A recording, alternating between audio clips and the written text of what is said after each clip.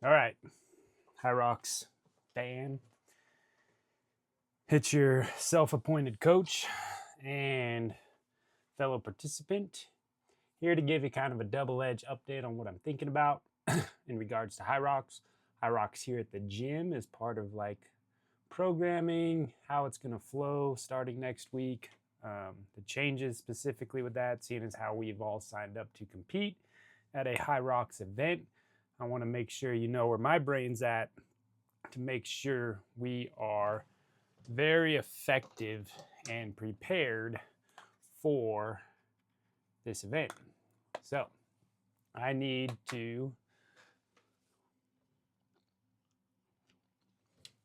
take a moment, get my head straight, and try not to waste too much of your time, but I find this to be the most efficient way for the 19 of us, I think, so far that are going to Vegas to communicate and be able to be there for you guys coaching wise and whatnot.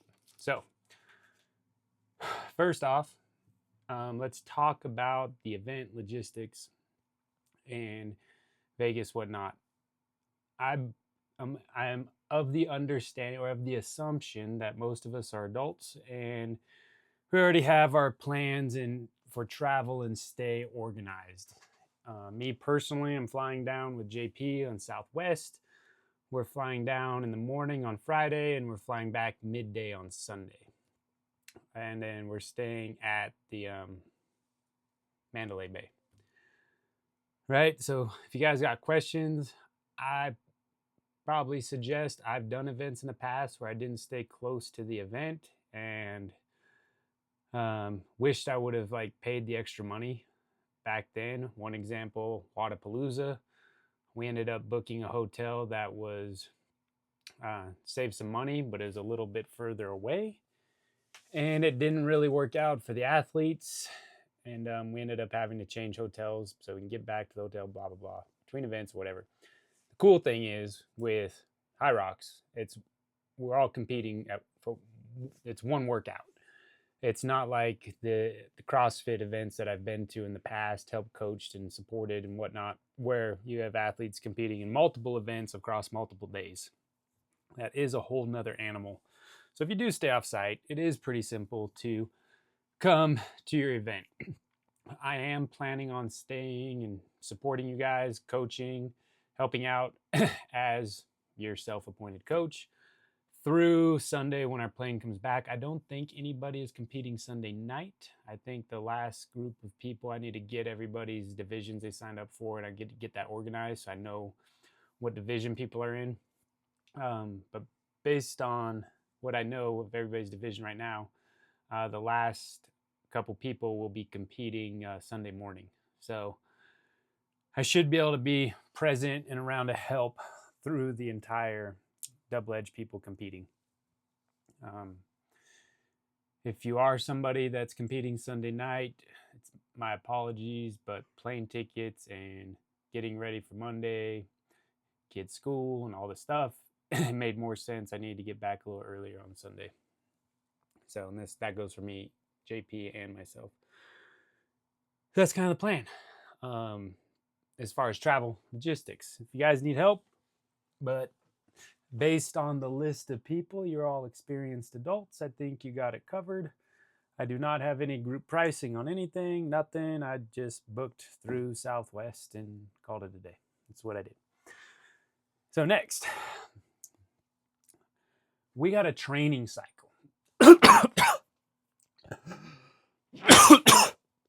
Sorry. Let me explain that. So for me personally, I do group class 90+% of the time. It's my main method of training and keeping myself healthy. But once or twice a year, I like to pick an event.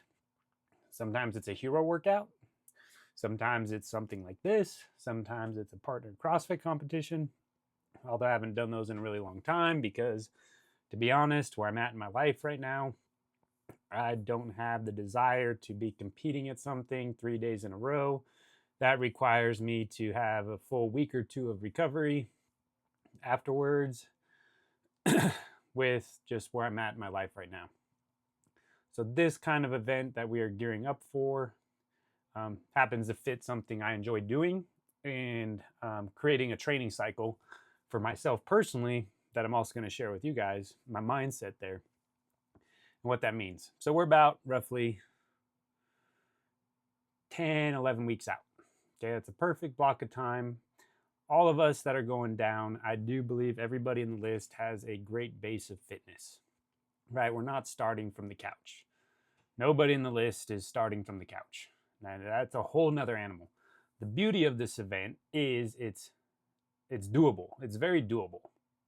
So it's like an advanced weekend 5K kind of deal that incorporates strength components. And I believe I'm not going to go over the whole what it is. I believe all of you signing up know what it is, but we can get into that another time.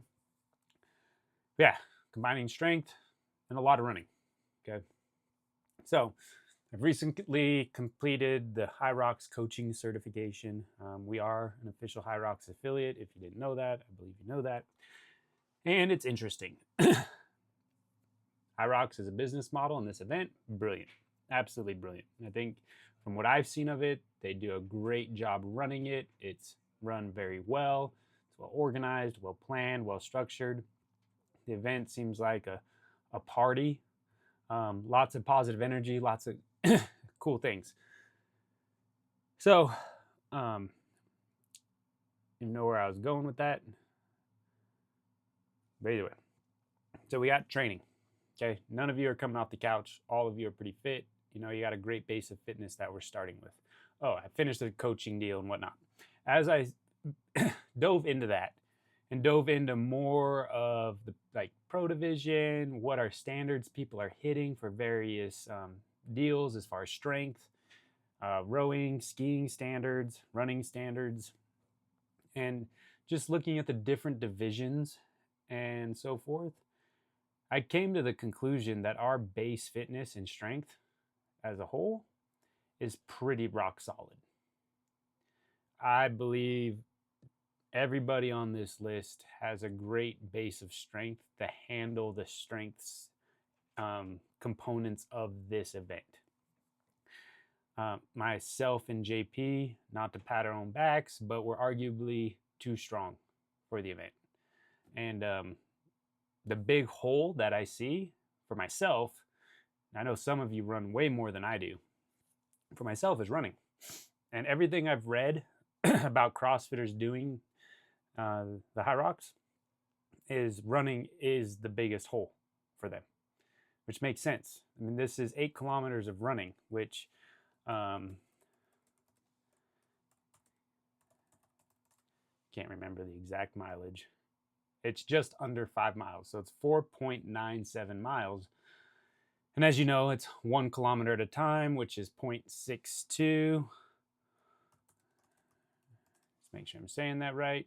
Yep, so 1K at a time. So it's a little over half a mile interval at a time between each strength event. And everything that I've read and listened to, various CrossFitters talking about doing HyROX, running is the piece that CrossFitters have to work on for this. Now, you have your diehard runners out there in the world that compete at this, and they need to work on their strength. Okay, they might be able to hold a 5-minute per mile pace, 3-minute 1K split, and then get to the sled push and get absolutely crushed. All right, lots of that out there too. But as CrossFitters, we do have a solid base of fitness that I don't think a single one of these deals is going to smack us upside the head. They do a thing called compromised running. That's running metcons, is what that is. It's couplets and triplets of training that involves running with something that makes you so your running is now compromised. All right. For instance, today's HyROX workout at the gym was wall balls and running. The wall balls were first. That made it compromised running. All right. So that's what that is. And that's kind of the Metcon style CrossFit elements that is added to HyROX training. And we do a lot of that, especially in spring and summer. like we do run quite a bit as far as a CrossFit gym in spring and summer. We're going into wintertime. Our training season is going to be in the winter. So our group class in general won't have as much running in it. So another piece, when we do have running that we need to change our mindsets on, talking to myself here too, mostly, is I traditionally, in running CrossFit workouts, and tons of CrossFitters are very guilty of this, using the running as a way to recover for the CrossFit-y style stuff inside the gym. Okay, so it's like 400-meter runs, pull-ups, and wall balls, right? I'll crush the pull-ups and wall balls, and then I'll recover on the 400-meter run. That's not the right mindset of training for an event like this. It needs to be inversed. It needs to be push on the interval of the running, and then do the other stuff, but focusing on the running versus the inverse of that. So that's a training element in our own group class that you guys can adopt doing regular Build Welded Warrior group class. And that's something I'm going to adopt. So I don't know how many running days we'll have specifically with weather and whatnot. But traditionally going into the colder months, we do limit running, especially if it's icy outside and whatnot. So what's the plan? The more that I dove into the training for HyROX, the more that I've looked at some training plans, the more that I've listened and learned about the event, the biggest thing we need to add is volume of running, building a base of running. And as a gym, as a business, running classes, it's not a viable coached option. It's just not. Running is something that, you know, for us, it's gonna be a solo activity most of the time. Starting next week, our what was previously coined as lean classes I hate the name. I've been transparent about I hate the name. I've always wanted to change the name. And a couple members approached me today and suggested that we call it Sweat. And I'm like, you know what? That's brilliant. I like that name. It makes sense for what it is. It's a good moving, full body workout, generate a lot of sweat, feel good. That's what it is. High volume. It's a lot of muscular conditioning kind of stuff. You know, what our own lean workouts used to be. We have a lot of members in the gym that do miss those style of workouts, and they're not exactly HyROX workouts. You know, there's quite a few people that, you know, really that aren't competing in this that don't like the HyROX style workouts that we need for training for it. So it's a whole nother animal. For instance, a lot of people don't like doing 40 minutes of running in wall balls, but that stuff, you know, that benefits us. And, you know, there's 19 of us signed up for this. I'm simply, as a business, it doesn't make sense to neglect what a healthy chunk of our members want and desire as far as a training style for the few of us that are competing. So here's my thoughts. We're writing programming, right? Me and my brother and I. And I truly believe the base of our programming, Build Welded Warrior, builds the foundation needed strength-wise and Metcon-wise for this event. I think CrossFit is the best way to build a base of fitness for this event. And we need to layer in running and a little bit of compromised Metcons into our training. So on Sugar WOD, you'll see Build Welded Warrior. That's its own track. Then you'll see the HyROX track. I'm programming running in there. Okay, running suggestions.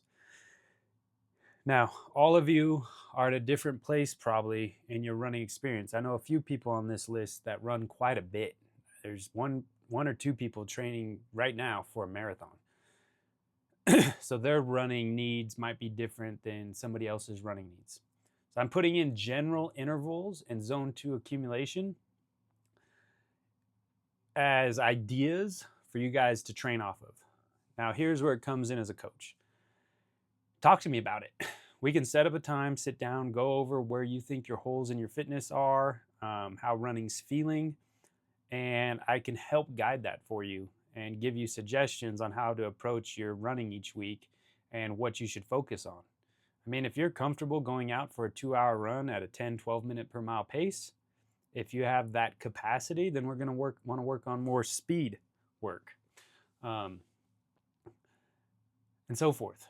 So, I mean, if you crush sprints, but you can't last more than 20 minutes in one of our CrossFit workouts, you just get gassed. We're going to want to work on more capacity work and building that capacity, building your mitochondrial function, your zone 2, right? So building the workhorses in the body.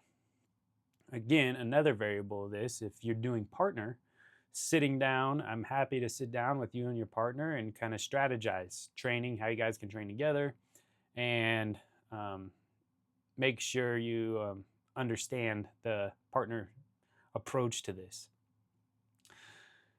Because there are some rules. Like one rule with this is you have, as a team, you have to stay together for every run. One, your dominant runner can't murder the 1K, go right into the sled push, and then you show up a minute and a half later and help out. You have to go in and out of the event area together, and it's all chipped. If you don't go in and out together, you get penalized, and you can end up disqualified. So running, if you're doing a team, it's very good to know each other's paces and know each other's strengths and weaknesses so you can give each other, rest and whatnot at appropriate times to be able to, stay together on the run in an effective manner for team. Now you might be like, Derek, you're taking this shit so serious. Like, I just want to go down to Vegas, have fun. But here's the deal. I like to train with purpose when I'm training for an event. We ain't trying to win. We ain't going to win. People are going to beat. People are going to smack us. But I do like to train intelligently up to an event and then put my best effort forward. It's part of my own personal development journey, and I believe that to be the case for all of you, I hope. So we want to put some focus and effort into this. Don't really want to show up and just wing it.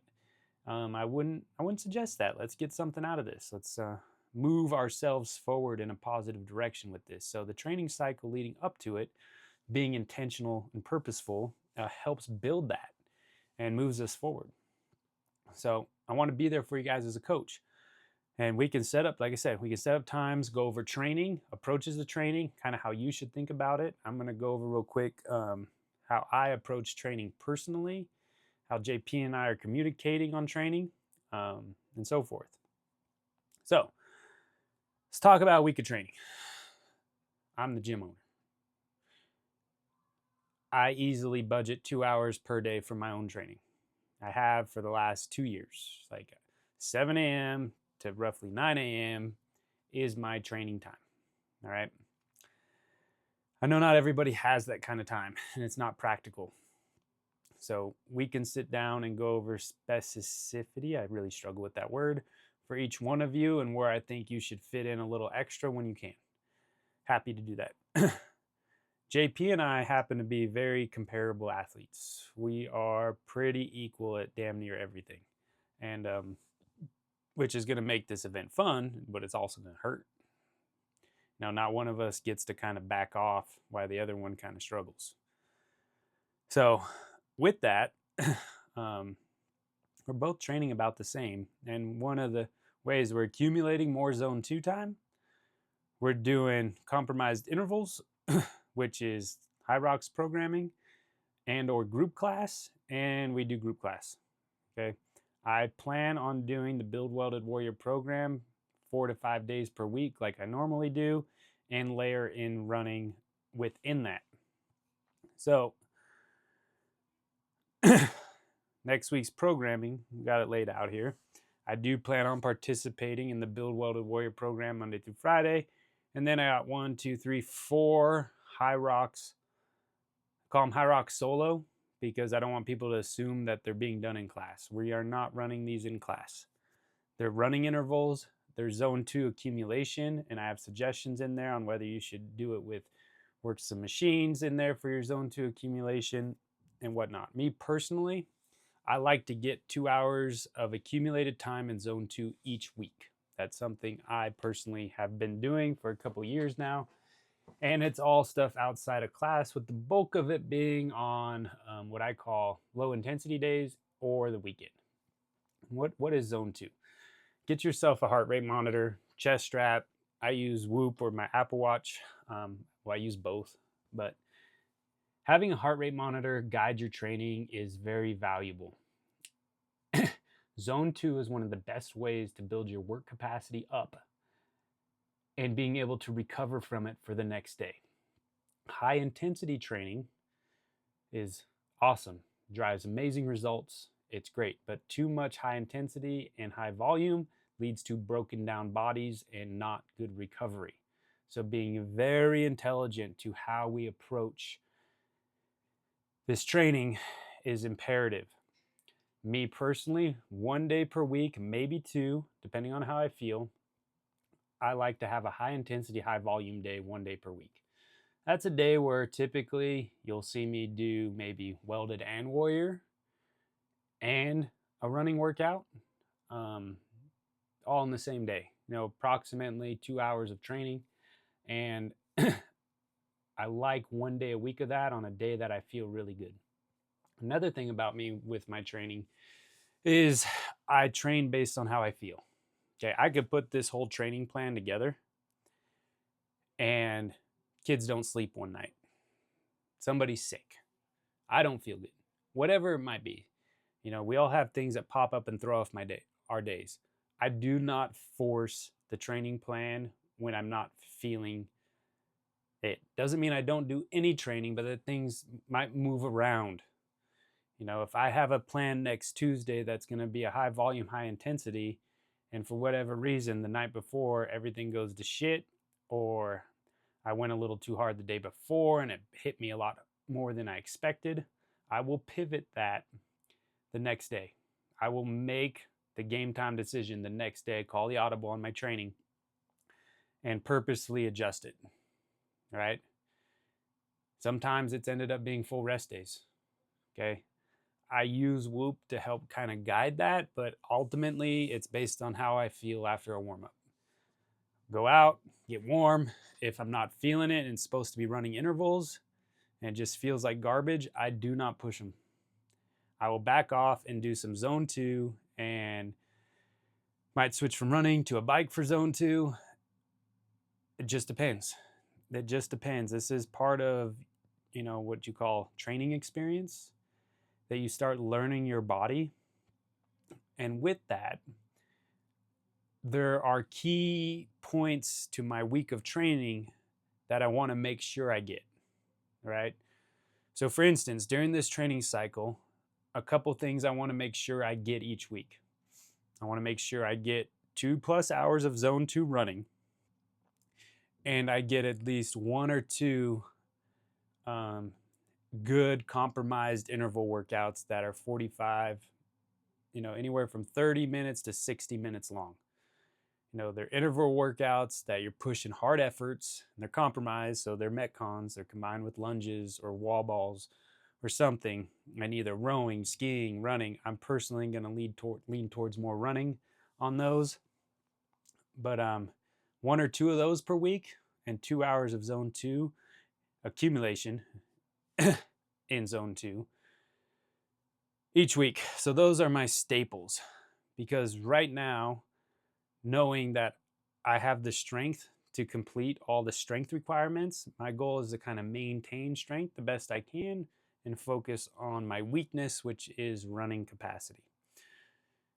Everybody might be in a different boat there. Like I said, I'm willing to sit down with you and have a good planning session to help you navigate that and guide that.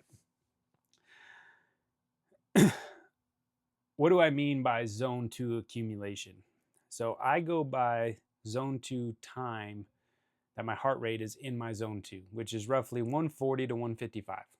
All right, when my heartbeat is in that zone, that's when I start the clock.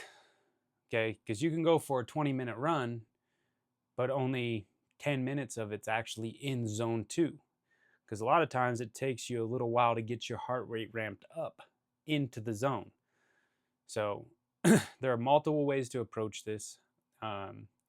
Most of the time, my zone 2 session is planned around 30 minutes, and I shoot for 20 minutes of zone 2 in that session. 20 minutes is a good cutoff time of the bare minimum to move your mitochondria health and function forward. So getting 20 minutes moves the needle on that forward. All right, so it's like 10 minutes of warm up and 20 minutes of zone 2. So I try to do that 2 to 3 times per week. And then at least one time per week, I want to accumulate 60 to 90 minutes in zone 2 steady state. 100% of the time for me, that's one of the weekend days, right? Either Saturday or Sunday. And that purely comes down to how I feel, because I want one of those days to be a full rest day, right? And by full rest day, for me, usually means light biking and mobility work and probably hitting the sauna and cold plunge. Well, that's what I do. So I usually jump on the Peloton bike for 15, 20 minutes, get a little blood flow, and go through some mobility and just feel out my body. How we doing? Combine that with some sauna, some heat and cold exposure, and that is one of my recovery methods that I do damn near every single weekend. So, again, a lot of this is going to be very personal to you guys and how you approach it based on where you're, any holes that you want to fill for this event. Nutrition. Okay, I'm here to help with that. One of the deals, you're not allowed to run with like goos and stuff. I don't believe in like your pockets, so stuff doesn't end up dropped on the floor while the event's going. They have like a station that you can stage stuff for when you do a loop. You can stop and grab some hydration or fuel, glucose. We should all strive to build our training and glucose capacity stores to where we can handle 60 to 90 minutes of training. A lot of this comes down to metabolic health.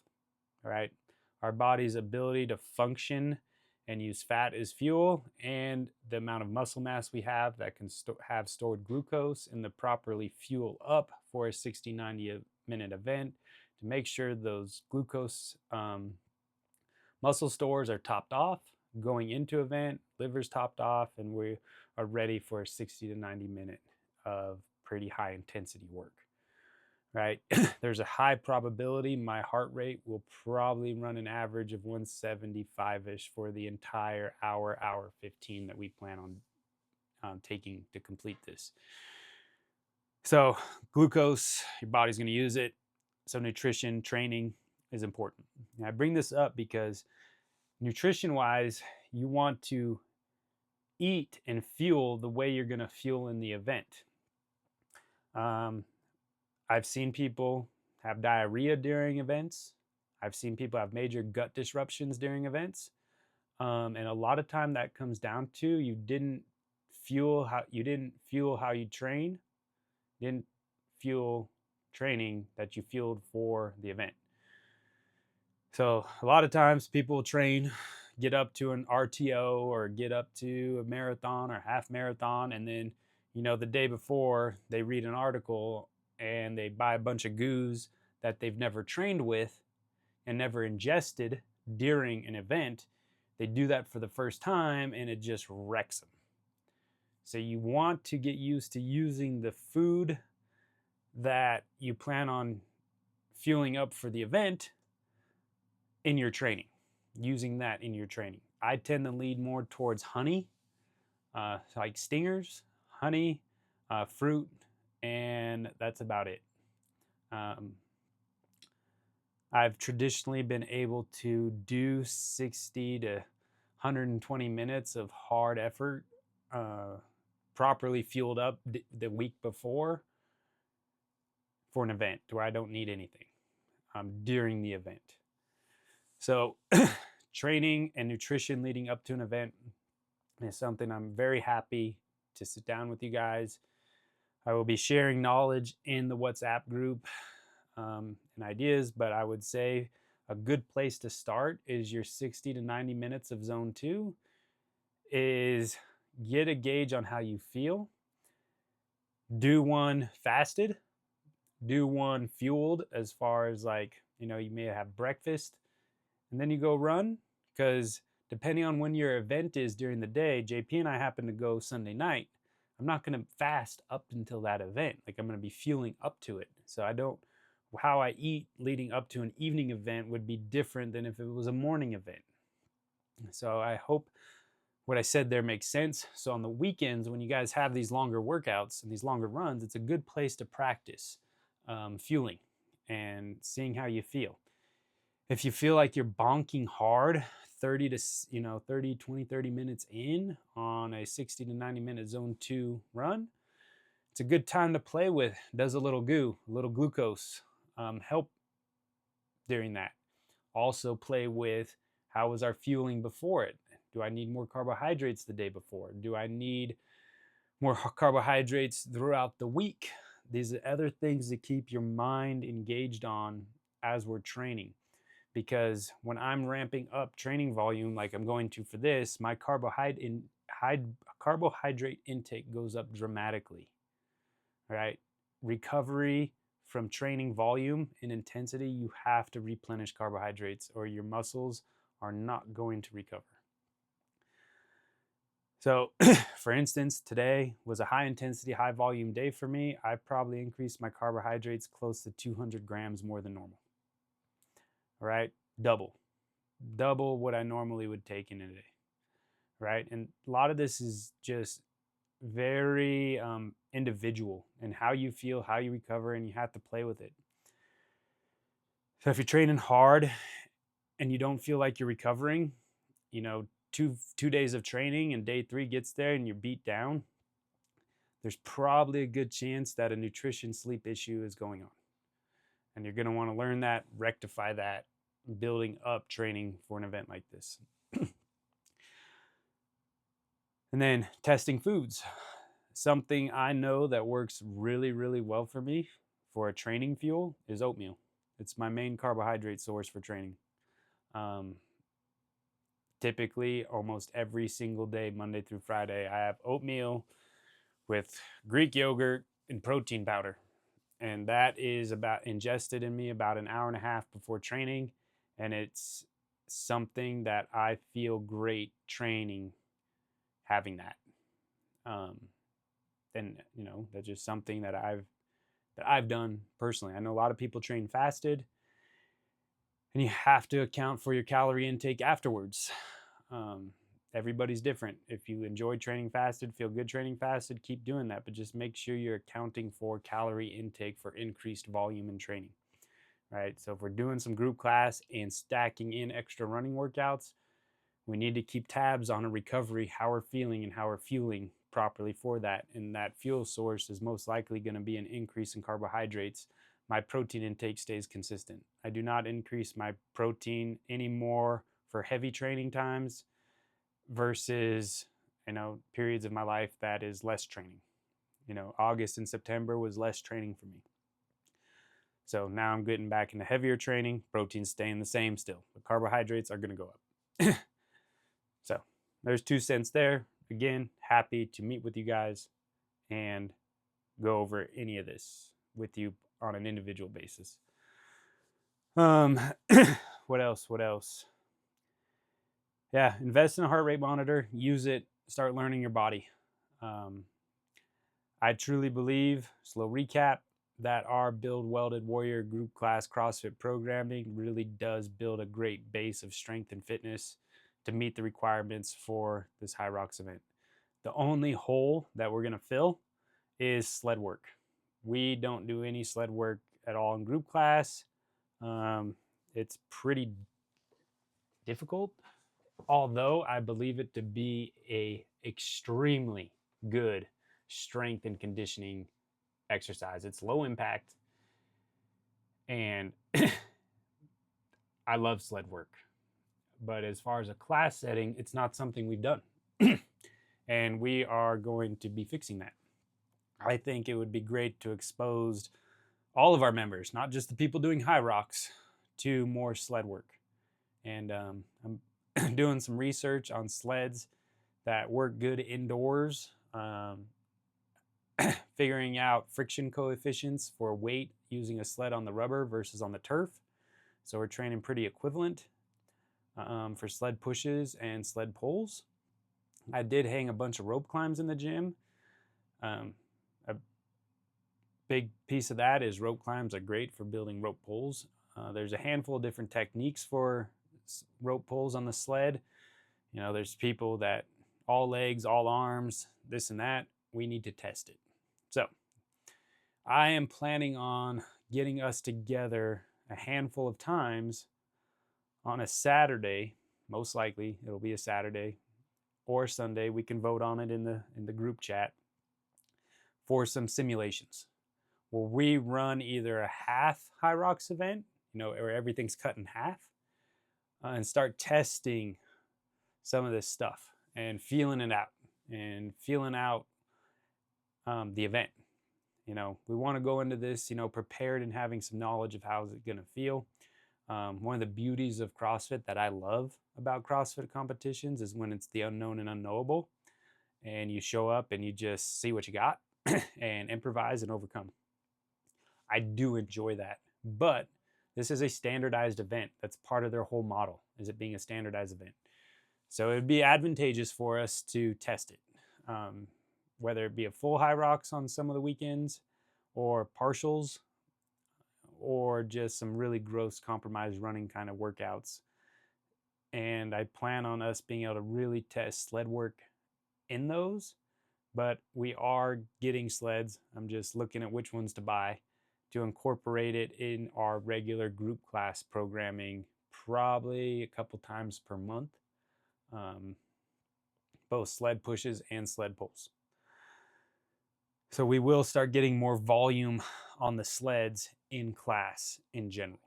All right, so we'll fill that hole for everybody, because Faye has done a couple HyROX, and her suggestion, she's like, our programming's great, increase running volume and get exposure to the sleds.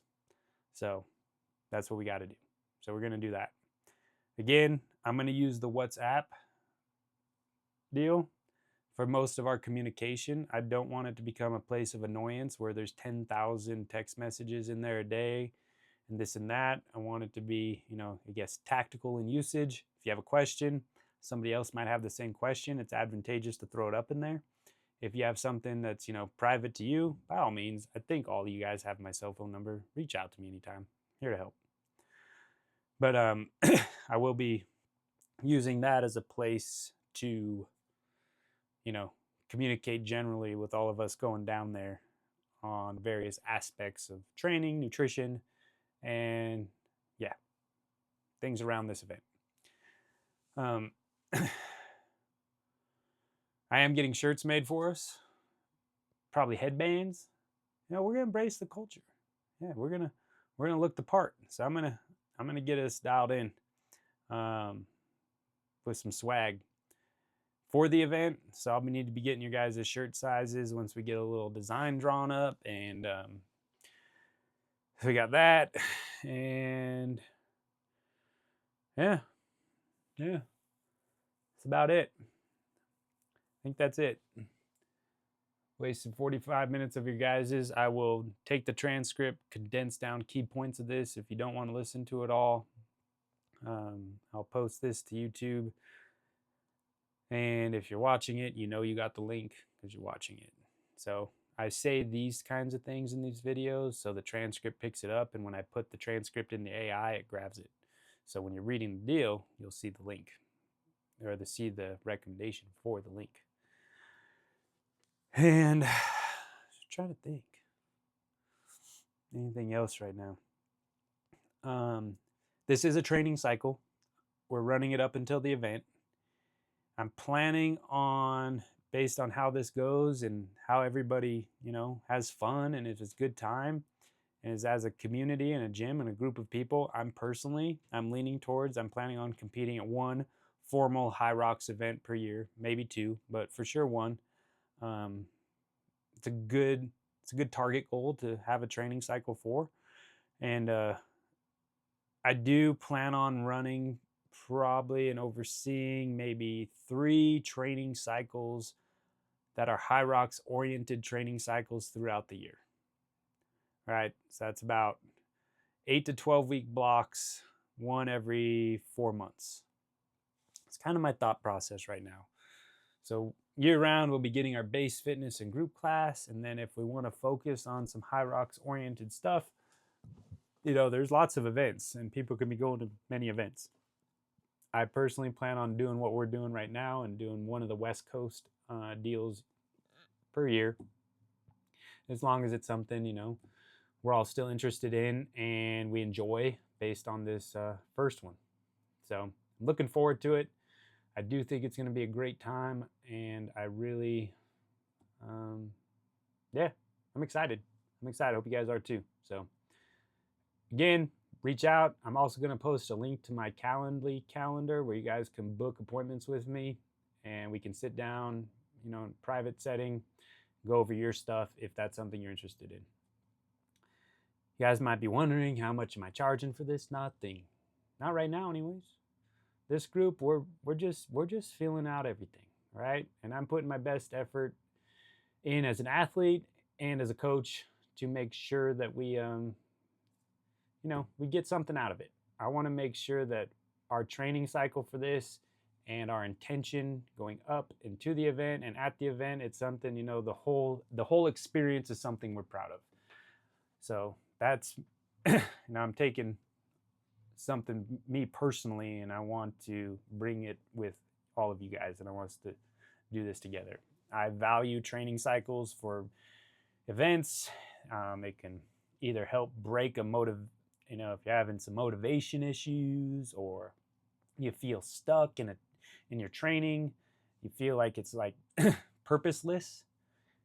I shifted my mindset a few years ago that my training purpose is long-term health and vitality. So my training is always purposeful, if you will. It sounded a little bit egotistical, but it is. It's also my job, right? I need to be that guy for you guys. So it's also my job. So I do try to be very intentional with my training, but not every day is training for an event. Not every day is, you can't train a training cycle with intention, increased volume, increased intensity for all year long. That ends up broken bodies, completely disrupted hormones, burnout. It's not healthy, but it is good for us. And I find tremendous value into doing this kind of mindset build up, developing a training plan, executing on an event, once or twice a year with where I'm at in my life. I don't need an event every weekend. I don't want one. It's too much. It's too much for me. But I do like something like this that I train for very intentionally a couple times a year. And I'm excited to take you guys on this journey with me and be a part of it with you. This might be your first time and it might not be. So I'm here to be a resource. I'm excited. And just let me know how I can help. All right? Love you guys. Peace. And see you in the chat, I guess. I'll see you in the gym. All right? So I'm out.